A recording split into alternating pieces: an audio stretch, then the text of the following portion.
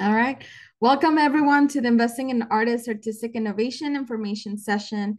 My name is Stephanie Barajas, Program Officer at the Center for Cultural Innovation. Thank you for joining us today. Today I'm calling from the unceded Ohlone land, also known as San Jose, California. I am a Mexican woman in her early 30s with medium length dark brown hair. I'm also wearing a black top. And today I'm wearing these cute Sacred Heart earrings. And my background is just blurred. So during this info session, we will dive into the fund's guidelines and application. Oh, also, I will be referring to Investing in Artists Artistic Innovation as the fund now and then because it is a very long name. So yes, we will be covering the guidelines, the application, some of the details in the application, also offer you some general application tips, and and we will conclude with a Q&A. Just so you know, all of the information that we will be sharing today is available on the Investing in Artists Artistic Innovation webpage, which we recommend that you review thoroughly before you apply. And Lorena is dropping that in the chat. Thank you. So now we will be sharing a slide deck. So again, thank you for joining us. Let's get started because we have a lot of information to cover. So next slide. So the Investing in Artists Artistic Innovation Program, which was formerly known as just Investing in Artists, we're adding the artistic innovation just to differentiate between this and another grant that's part of the same family. So this one, the Artistic Innovation Program, it supports diverse Bay Area working artists who are developing new work in the performing or media arts that pushes the envelope of their creative process, explores new artistic collaborations, and or supports artistic growth and experimentation that extends beyond the boundaries of their regular art making. So through a competitive application process conducted over 3 rounds of funding from 2024 to 2026, approximately 8 grants of up to $9,000 each will be made annually to Bay Area performing and media artists, with Bay Area County eligibility rotating every year. And we will go more into those counties in a little bit. So that just means that for the next 3 years, we will be rotating within Bay Area County.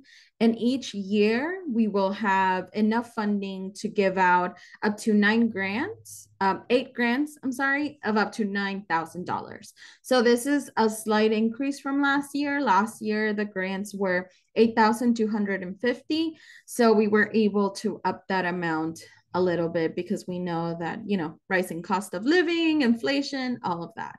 So we're hoping that this slight increase will support you in a good way. And just as a thank you, the Artistic Innovation Grant Program is supported by the William and Flora Hewlett Foundation, and it is administered by us, CCI. So next slide. So now we're going to get started reviewing the program's guidelines. The main document that you should be referring to as you work on your application. Again, this is available on the website. Throughout the presentation, I will also share a little bit about some of our 2023 Investing in Artists grantees. Here, we have the beautiful Hannah Mary, a 2023 Investing in Artists grantee who's based in Sonoma County. They received funding to support the vocal ensemble Sing to the Sun and Moon, a collection of community gatherings that provides healing and birthing resources for the Black community. You can also learn more about the 2023 grantees and past grantees on the webpage. There's a past recipients link where you can go to look for anyone who's ever gotten a grant from CCI. And then we also have a couple of links to past press releases if you just want to learn more about who's been awarded a grant or who's even served as a panelist. So next slide. So we're starting with eligibility. So who is eligible to apply for an Investing in Artists Artistic Innovation Grant? So to be considered for funding, applicants, one, must reside full-time in Alameda, Contra Costa, or San Francisco County when applying and for the duration of the grant period, which would be between November 2024 and November 2025. And that is only for this year. So for 2024, applicants must live in one of those three eligible counties. In 2025, artists residing in San Mateo, Santa Clara, or Santa Cruz County will be eligible to apply. And in 2026, artists residing in Marin, Napa, Solano, or Sonoma County will be eligible. So next, applicants must be individual working artists. So organizations, artistic companies, and collectives cannot apply. And we will talk about this a little bit more in the next slide. So to be clear, artists who have their own 501c3 nonprofit organizations or artistic companies may apply, but they must apply as an individual. Also, we define working artists as adults who have received training in an artistic discipline or tradition, spend 10 or more hours a week on their artistic practice, and self-define as professional artists. And the last thing is that they also attempt to derive an income from the work in which they use their expert artistic practices and skills. And this definition, again, is also available in the guidelines and on our main webpage if you want to refer to it to ensure that you qualify. Next, applicants must also propose a new project. So if you have an ongoing project or a project that will premiere right at the start of the 12-month grant period, investing in artists may not be a good fit. Further, only work in the performing and or media arts is eligible for consideration. So this includes the disciplines of dance, theater, music, animation, XR, film, sound, and video, to name a few. If you're developing work in the visual or literary arts exclusively, this is not an option for you, unfortunately. Projects that have already taken place or that will take place before the start of the grant period are also ineligible, and you can learn a little bit more about this on our FAQs, which again are available on our website. The last two is that you must have performed or presented artistic work in a public context, including online or digital platforms within the last 3 years, so post 2021. And this must be proven through your resume, which you will have to submit. And we will talk about that in a little bit as well. Lastly, in order to apply, applicants must be 18 years or older at the time of the application deadline. So one more thing that I want to note about what we mean by supporting a new project is that we recognize that developing new work often takes more than 12 months to complete. So for this reason, your timeline should express the aspects or stages of the work that will be supported during the 12-month grant period. For some, 12 months may be all the time needed to take a work from concept to reality. For others, the grant period will support the work's early stage benchmarks or the final stages of development. So whatever the case, you'll want to address this in the narrative, which again, we'll talk about shortly. Next slide. So eligibility continued. So now let's talk briefly about who is ineligible for funding consideration. So again, artists, collectives, co-ops, collaboratives, so like a team of 2 or more, are not eligible. Again, you must be an individual artist to apply. Nonprofit or fiscally sponsored organizations are not eligible. Group performances or other group-based project.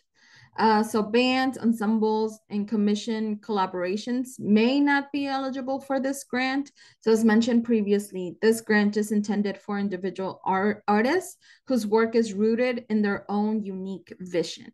So if your work involves group performances or is based on someone else's concept, for example, scoring a dance piece that someone else composed, or anything like that, may deem you ineligible. However, if you're unsure whether your project meets the eligibility criteria, please reach out to us for guidance. We're happy to help you determine if your project qualifies for this individual artist grant. Next, so individuals playing a supportive or producer role in developing an individual artist's work, such as curators, producers, designers, technicians, fabricators, and advisors, are also not eligible. In these instances, we would really encourage the individual artist to apply for funding and to name the producer or the curator, the designer, as their supporting collaborator in the application. And again, if you have questions about this, please do not hesitate to reach out. Full-time or matriculated students are not eligible to apply for this grant at this time.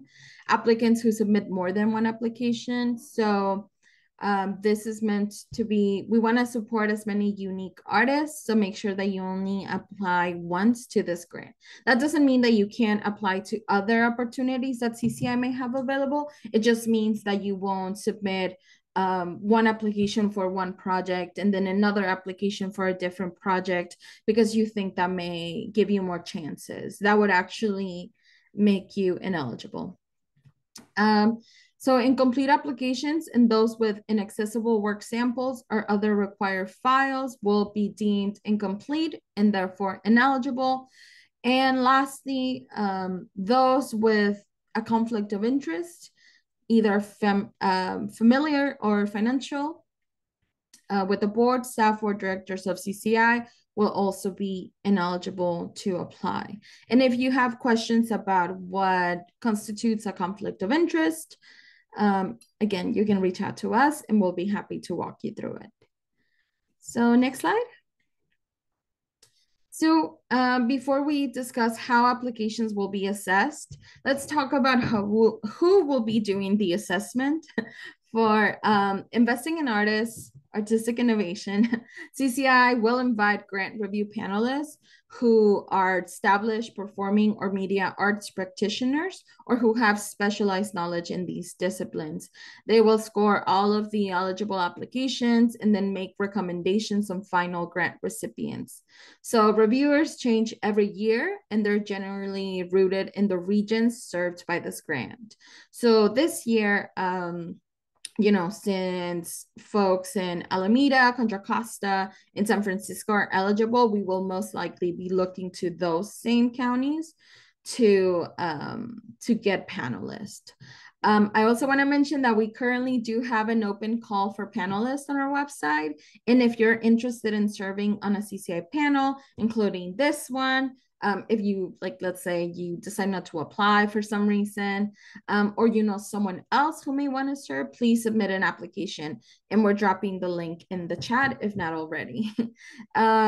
Serving on a panel is a really great way to become a better grant writer yourself. So I recommend it if, you know, if you're looking to get more experience with grant writing in general, even as a grant seeker. We do compensate panelists for their time. So you would receive an honorarium for the time invested. So now that we're done with that, so the panelists that we invite to review these grants will evaluate the applications against the following artistic innovation criteria. And what does that mean? So that means that when a panelist is looking at your application, they will refer to this criteria to ensure that you meet the goals of the grant. And that is how they will be scoring. And so the things that they will be looking at are, one, readiness. So there's a clarity, rationale, and readiness of proposed project, including the identification of specific work plans, timeline, and collaborators, if any, required to carry out the project. So one thing to point out with this criterion is that if your project is intended for an in-person audience or culminates in an event or a performance, we recognize that things remain fluid and things may change, plans change, right? So you may not be able to secure a venue at the time of application. And that's totally fine.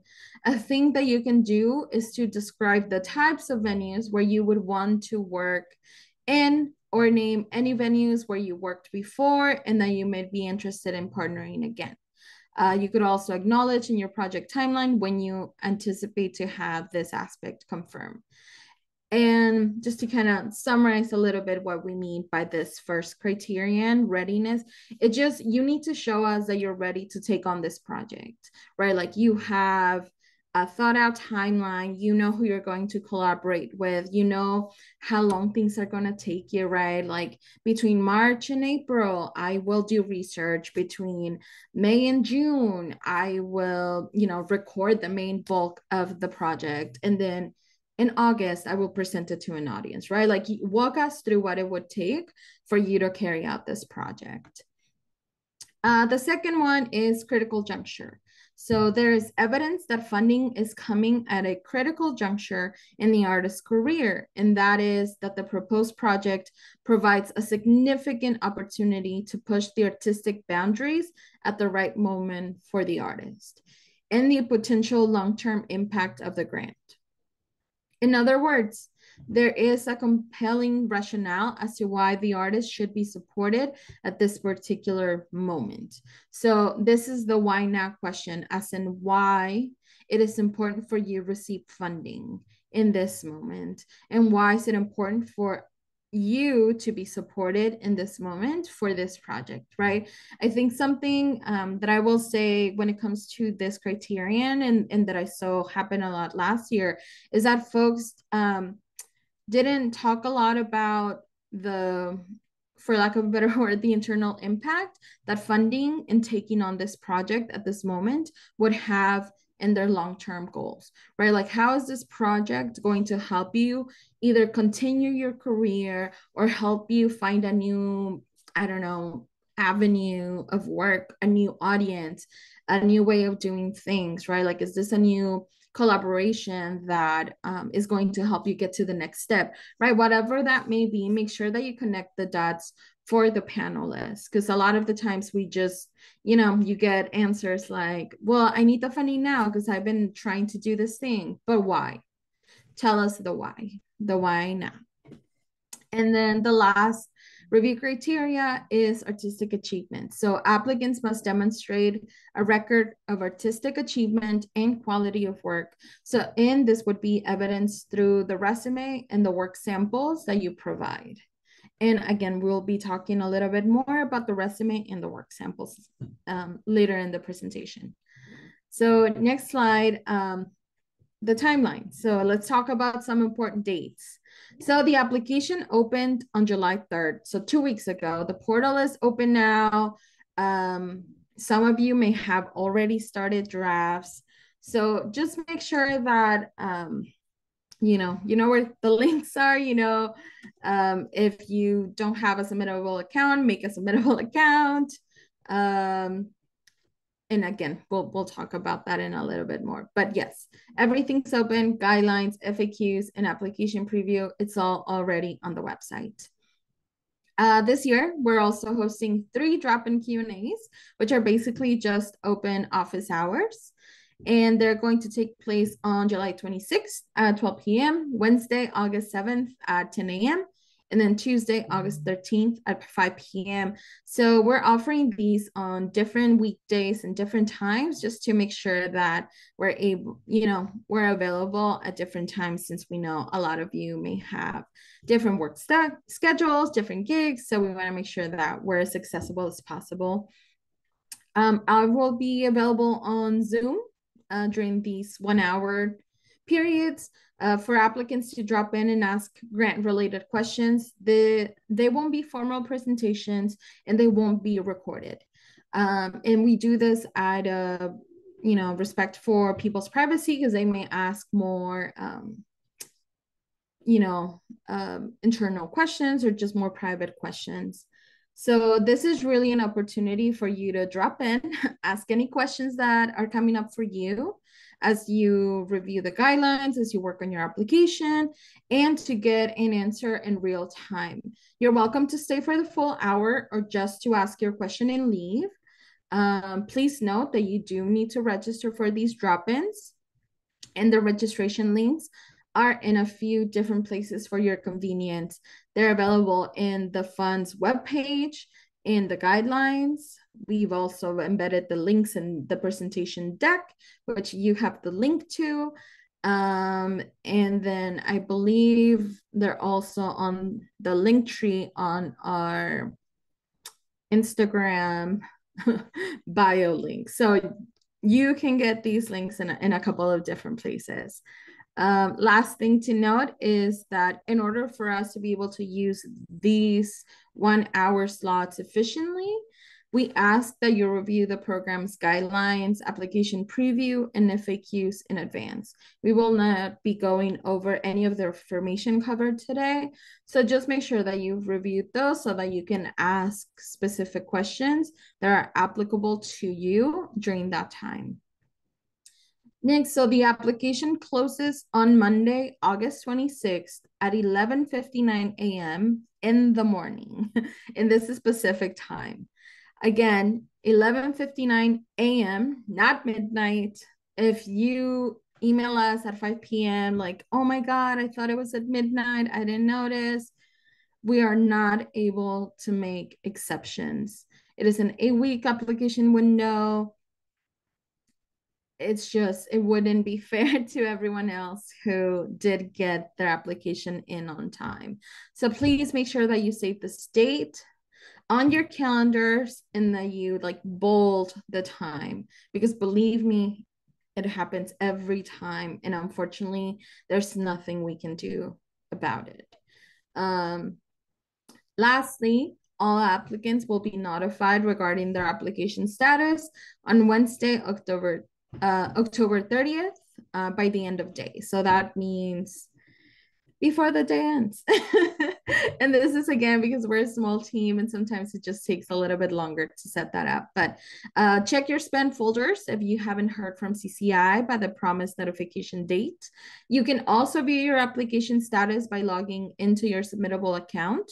Depending on the volume of applications that are received, feedback for declined requests may be provided via a one-on-one phone appointment or through a general feedback session, or if you just want to get some written feedback, you may have that option as well.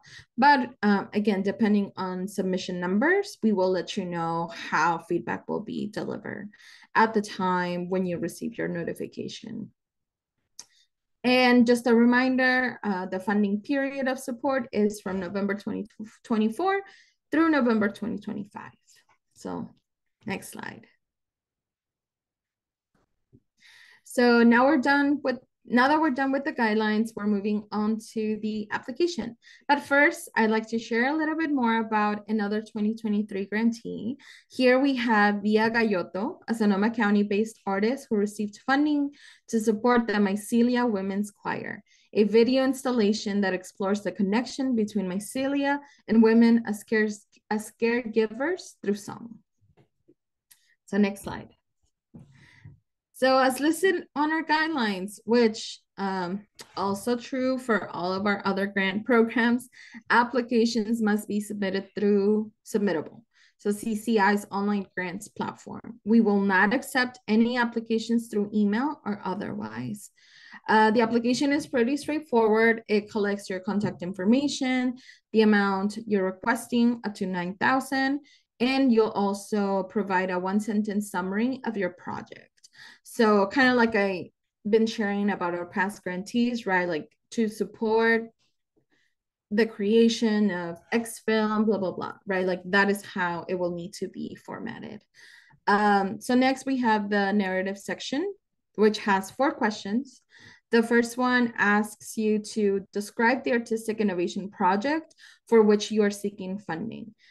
Providing details with regards to your concept, the stage of development, the timeline, the required resources, and collaborators. And again, make sure that you're talking about all of these different aspects. Sometimes people will tell us at what stage of development they are in the timeline, but they'll fail to also include the required resources or the collaborators, right? So you want to make sure that you're painting a full picture of what the project is, where it's at, and what it needs, and what you need to make it happen. So the next question is optional. If applicable, you can include up to 3 brief bios for key collaborators and describe how they are supporting the project. Another question we got a lot last year was like, what differentiates, someone you hire versus someone you're collaborating with? And I think the key is like, are you working with them on a vision, or are they just someone who's there to carry out a task that you're letting them know exactly how to do, right? Like if you hire someone to score your film, that may be more of a collaborator than someone that you're just hiring like a PA or even an editor, right? So if you have questions, you can for sure reach out to us about that. Then it's the why now question. So explain how your artistic innovation project is pushing the envelope for your artistic profession or practice, how it may affect your work in the future, and why it is important to undertake this project now. And make sure that you really let us know about what would be the impact on your own career at this time and, your future goals. Finally, you're asked to provide a brief statement about your artistic practice and the nature of your work. So think of this a little bit like an artist statement, right? Just tell us about what you do, how you do it, why you do it. And then the first 3 questions are limited to 350 words. And the final question about your artistic practice is limited to 150 words. So we encourage you to be clear, to the point, and succinct. So next slide. So after the narrative section, you'll need to upload a 1-page version of your resume. We asked for a resume because it's a helpful at-a-glance reference for panelists to familiarize themselves with your experience and activities in the field. And again, it's a 1-page resume. So if you have a 2-page, find a way to shrink it down. We tell panelists that they're only required to review the first page. So if in the second or third page, you have a lot of really great information about past roles, awards, projects you've worked on, unfortunately, we can't guarantee that they'll review that information. So you want to make sure that you create a 1-page version of your resume that really caters to this application and the work that you're trying to get funding for.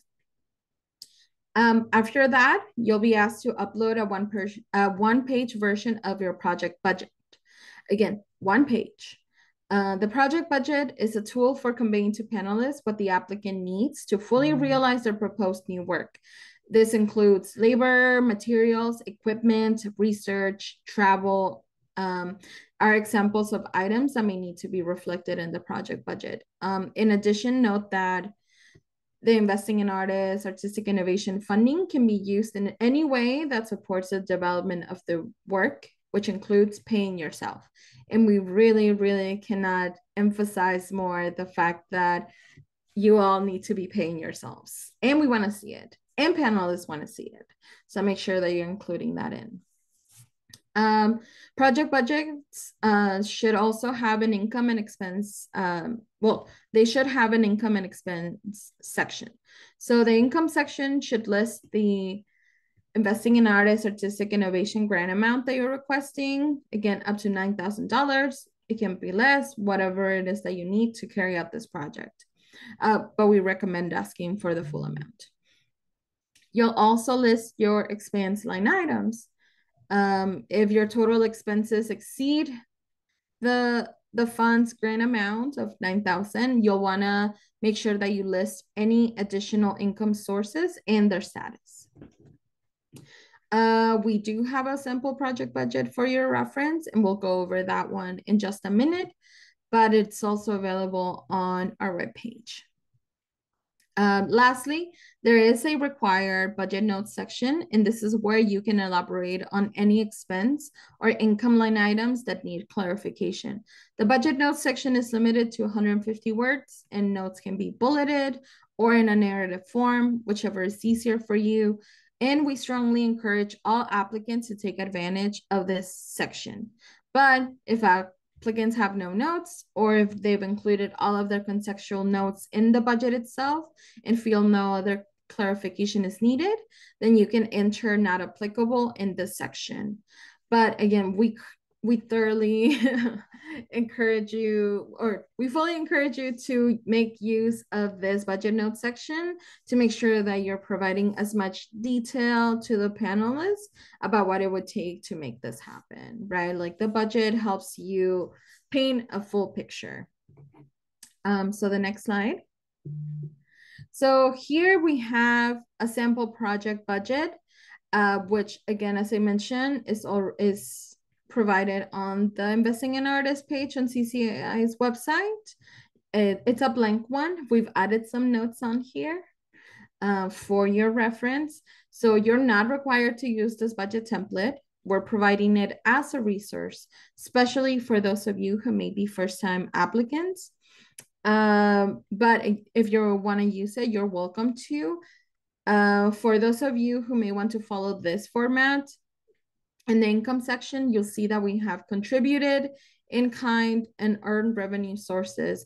We've also included the amounts for each, and we've used the notes column to indicate their status of being secure or committed through pending or projected, right? So you can say, right, so if you have Investing in Artists, Artistic Innovation Grant, $9,000 pending, that would be pending because you were waiting to hear whether you'll get this fund. But let's say you've secured an in-kind donation of $3,500, then you can note that that is confirmed. And maybe there's another foundation grant that you're applying for that is also pending. So just make sure that you're including everything. If there's like crowdfunding that you've already done, so you have those funds confirmed, make sure to put that in there. And in the notes section, let us know where that money is coming from, or if it's confirmed, the likelihood of getting confirmed, if it's pending. You want to make sure that we have all those details. And then in the expense section, we've itemized the project's expenses and used the notes column to provide details about each line item, including notes. Here or in the budget notes section is incredibly helpful for panelists to reference as they interpret your budget. So we have a couple of different, this is a made up project. I think someone asked a question. Yeah, so this is not someone's budget. This is just a made up budget, but a made up budget of keeping in mind everything that we know panelists want to see, and that helps paint a full picture, right? So like, let's say you're working on a short film. You want to make sure that you're including how much you're paying yourself, what's the hourly rate if you have that, if you're hiring people, how much are you paying them hourly. We really encourage folks to pay livable wages. We have a couple of resources in the application preview, so you want to make sure to include that in the notes. If you have specific equipment requirements and you know them, then we encourage you to actually go ahead and make that as detailed as possible, right? Like if you need a camera, I don't know, like a Sony, whatever, and you know the exact amount that it costs, include that. Here we just kind of put equipment in one line item, which you can, and then you can break it down in the comment section or in the budget note section. This is available in the slide deck if you want to take a closer look. The template in the website is blank, but it is divided by income and expenses. And again, I want to remind you, it's supposed to be a one page, so that you want to make sure that when you save it as a PDF if possible, and make sure that it's only one page. Sometimes Excel spreadsheets, as you know, may get all jumbled, or the format may get all weird, and you may have like a 4-page for like one row. So you want to make sure that you're saving it probably in portrait, view and uploading it as a PDF. Because again, if you end up uploading a document that's like 4 pages, panelists are only required to look at the first one. So next slide. The final application component that we will discuss today is the work sample. So the work sample is a critical part of the application and should represent your artistic work in the best possible light. We require a minimum of 1 and no more than 3 work samples. And samples may include audio, video, or written manuscripts. For the manuscript, this type of sample is specified to theater artists who are applying as playwrights only. So if you're not a playwright, then written manuscripts will not be accepted. Although we strongly prefer receiving video samples for all applicants, if you primarily identify as a playwright and believe that a text sample will show your work in the best context, then you can upload a manuscript excerpt for review. In this case, the panel will review up to 10 pages. And then a super important note, panelists will review up to 5 minutes total of your work sample or samples. So keep this in mind when selecting samples that are lengthy. You may cue your sample to a specific starting point, edit it, or provide playback instructions in the work sample description. And if you're submitting more than one type of work sample, then you can't submit the recommended total for each type. For example, you can submit 2 minutes of audio and 3 minutes of video, but not 5 minutes of audio and 5 minutes of video. So it has to be 5 minutes total, whether you upload one work sample or the 3 that you're allowed to upload. My recommendation is to edit your sample if it's lengthy. That way you can ensure that the panelists are reviewing exactly what you want them to see or hear.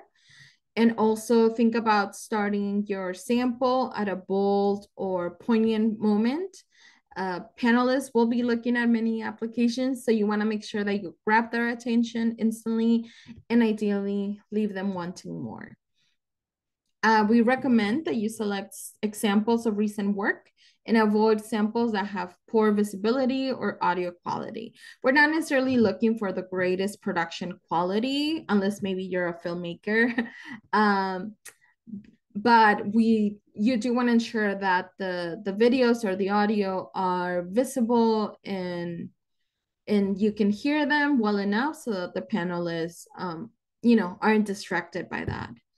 And finally, we have noted that the work samples must be uploaded directly to Submittable.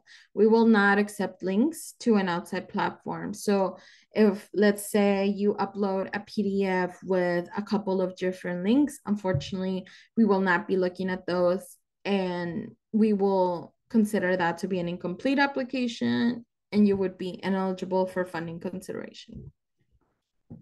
So next slide. So the next and last section, we're almost done, is the tips and techniques. But before we start our last section, here we have 2023 Investing in Artists grantee Taylor Price from Solano County, who received funding to support the Sunset Route, Echoes of the South in Black California, a multimedia exhibition that examines the cultural evolution of Black life in the Golden State over the last century. And again, if you're interested in learning more about past grantees and the projects that they received funding for, you can do so in our CCI website.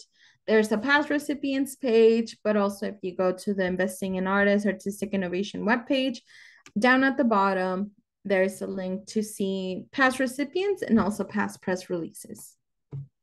Next slide. So finally, we've put together a few tips that can support your submission to the fund, as well as your grant proposals in general. So first, we highly, highly encourage you to review all grant ephemera in advance. And by ephemera, we mean all of the grant materials available. This includes the guidelines, the frequently asked questions page, the application preview, the sample project budget, the slide deck, this recording, anything that we've made available to you in regards to the application, is provided for you as a resource. So please take advantage of them. Second, we encourage you to attend a drop-in Q&A to receive support from staff in real time. Again, those dates and registration links are included in this presentation deck, but also in the website. Next, we advise that you be clear and to the point, avoid responses that are overly technical or dense or abstract. We also discourage you from using language that is overly flowery or, too poetic, because sometimes panelists have a really hard time to understand what the project is about. So you want to make sure that you're clear and to the point. And this goes back to the review criterion regarding the clarity and rationale of the proposed project. So again, it's really tempting to use fancy words and industry terms, but we encourage you to avoid doing this. You'll have panelists who are representing various disciplines, and they may not be familiar with the jargon that's specific to your field or to your genre. So again, we'll go into this, but have a friend or someone else look over your application to see if any important details were left out or whether anything is unclear. When you're working so closely to a project, sometimes it's easy to omit some of its most fundamental aspects, like an important date, a site, dimensions, anything relevant. We also encourage maybe getting someone who doesn't work in your same field or discipline to take a look so that they can tell you like, oh, actually, I don't know what this means. What do you mean by this? And that may help you move away again from like very technical or dance language that may be mostly just applicable to folks in the same discipline. We also encourage you to apply early. Apply before the deadline to avoid running into any technical or other issues. Some of the advantages to applying early are that if you need to request tech support from Submittable, if you realize you made a mistake or omission, you can reach out to CCI with a request to edit your application. If your request is made before the deadline, we'll reopen the application for you to make the edits, and then you can still submit. If your file for some reason wasn't working or it got corrupted, again, we're not able to take a look. We're not able to review any applications with corrupted files. So you want to make sure that everything is working. We've had some instances where folks upload the budget template and it's just blank, right? Like that wasn't the version that they saved with all of their edits. And unfortunately, that makes you ineligible because we would consider that an incomplete application. So you want to make sure that everything's in. Again, we're unable to make any exceptions to the deadline because this just wouldn't be fair to other applicants who may have had similar situations, but we're still able to submit on time. So apply early. And lastly, we encourage you to reach out to CCI staff with questions. We're here to support you. Contact us by email at grants@cciarts.org. Make sure that you include IA-artistic innovation in the subject line so we know what grant you're talking about. We have a couple of different open grants at the moment, so this would be really helpful to me. Or you can also call 415-288-0530. We recommend scheduling a time to speak using our Calendly booking page. We will drop that link in the chat shortly. As a small team working remotely and a small team, really, it's me providing the technical assistance with this program. Email and appointments are the best way to reach us. And then the next slide, so that's it. That's it for the presentation portion of today's info session. Now we will go ahead and open it up for questions, and feel free to drop your questions in the chat, raise your virtual hand. Lorena will help us as our moderator today, and she will keep us organized, letting us know who goes next or reading questions that come through the chat. So we'll go ahead and stop sharing screen. I'm doing a lot of talking. That's Thanks, Stephanie, for that. And thanks all for joining us. We have 10 minutes to answer questions because we do want to respect folks' time. So we'll go ahead and start with the hands up, and then we'll move into the chat because there's a few questions in there. So Emily, please feel free to mute yourself when you're ready and ask your question. Hi, I'm Emily. The new project that I'm thinking of proposing for this grant is kind of a 50-50 collaboration between me and another individual artist. And there's not an organization that we're underneath. And so my instinct based on what I've learned is maybe one of us should apply as the main applicant and like name the other as a lead collaborator. But I'm just wondering if there's anything else there that I'm overlooking.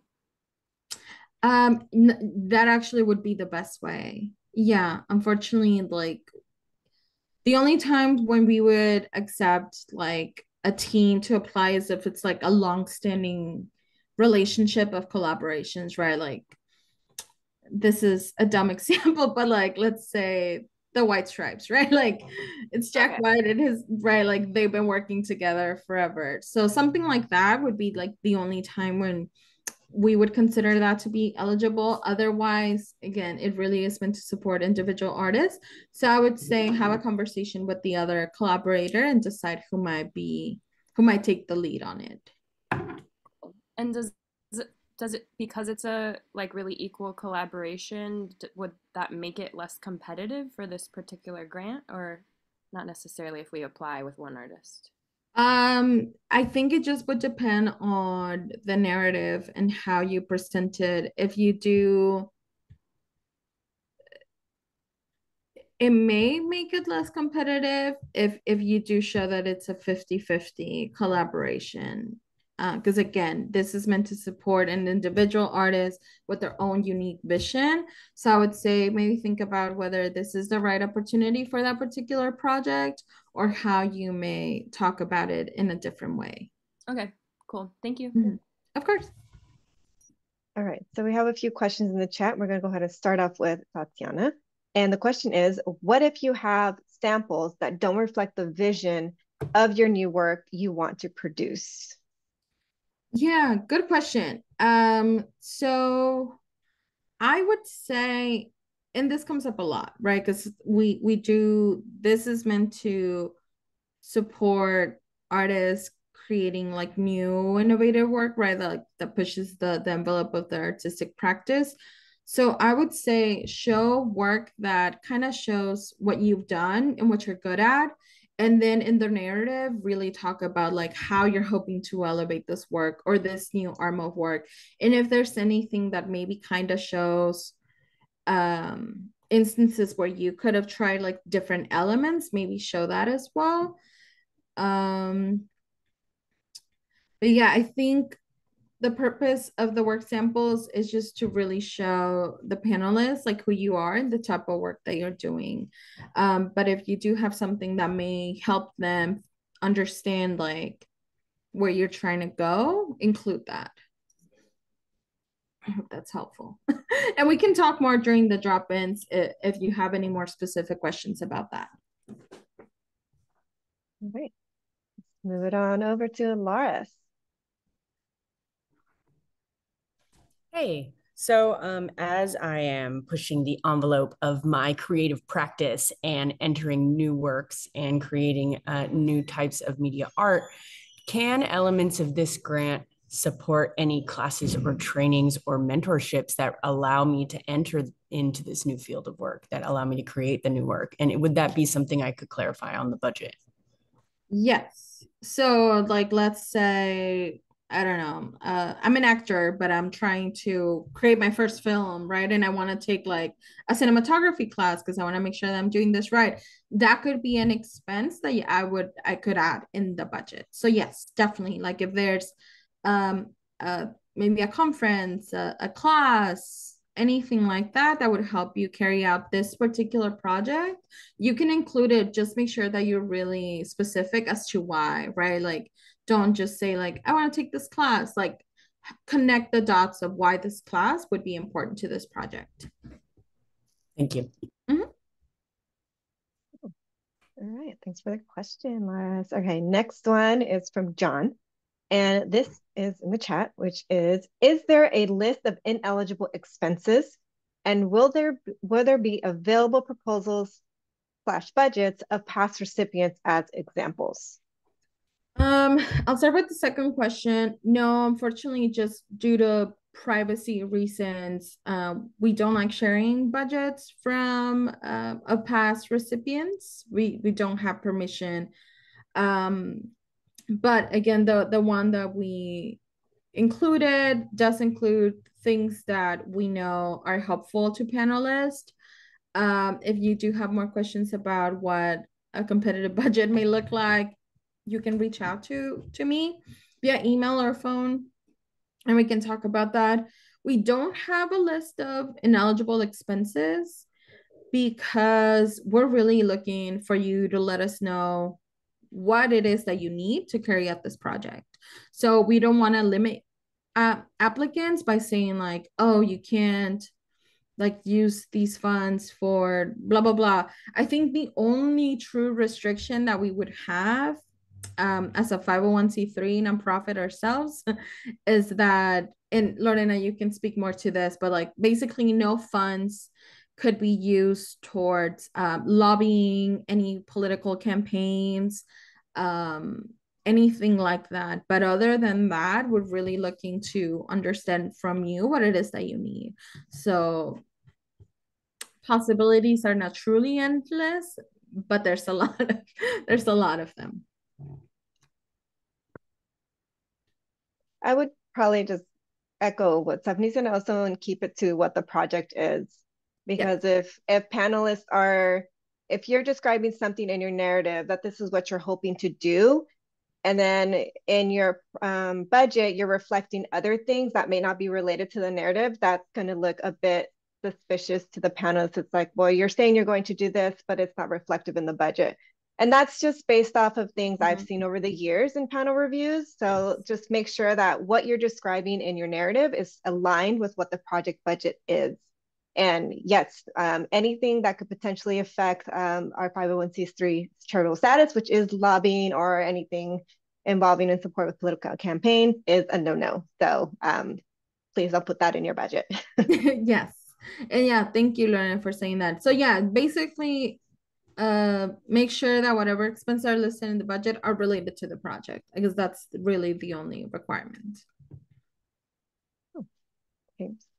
A couple more minutes, so I have a couple more questions in the chat. So one was, which I can answer this, Stephanie, which is, apologize if this was covered, so thanks, Lumi, for sending this to me. Can grantees who are individual artists be paid through an organization instead of an individual for taxes? So now, this is also in the fact sheet. So please, if you want more specific details, if you were to be awarded and are a grantee, there is some questions that we've received over the years and some answers in there. This answer is also in there as well. So please take a look if you have concerns, if you are to be awarded this grant. So if you are awarded, grantees have the option to use a fiscal sponsor, an LLC, or an incorporated 501c3 nonprofit to contract with CCI to receive the awards on the grantee's behalf. So yes, to your question, but when you apply, you're applying as an individual, which is different. So make sure your application focuses on you as an individual and not an organization or an entity. Exactly. Okay. Next question, which is, do collaborators, thank you, Nicole, for this, do collaborators or people you hire need to be located in one of the eligible counties too? Great They question. don't. Yeah, we really don't have requirements when it comes to where collaborators may be based. It's more about you letting us know why this collaboration is important and why this person, rather than like where they're located. And also related to that, if you like, let's say you're producing a film or a theater show, you also don't have to perform or present the work in the eligible counties. It's on you, basically the requirement on the it's only for the person applying. So you have to live in one of those in order to be able to apply. But no, your collaborators do not have to be based in those counties either. Oh. Oh, Well, the chat's kind of quiet now, and we are at the 1 o'clock mark. Ooh. So we do want to respect folks' time. Again, thank you for joining us today. Stephanie, any last words before I close it out for you? Let's see. That sounded kind of sorry. Anything else you would like to say so we can end this on a great note? There we go. Well, again, thank you so much for joining us today. We hope this was helpful. Again, we've spent a lot of time developing these guidelines, the FAQs, the application preview, as a resource to you. So please make sure that you review those. If you do want to attend a drop-in, make sure that you register. Again, like I said before, you don't have to hang around for the full hour, but you can just ask your question and then leave.